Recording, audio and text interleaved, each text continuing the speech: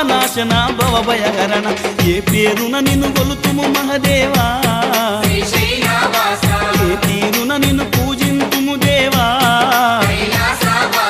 ఏ పేరున నిన్ను గొలుతుము మహదేవా ఏ తీరున నిన్ను పూజింతుము దేవా శ్రీశైలవాస శ్రీ మల్లినాథ నీ దర్శన భాగ్యం ఈవయ్యా మా జ్యోతిర్లింగా ఈ జన్మకు మోక్షం ఈవయ్యా ఓం జై జగదీశ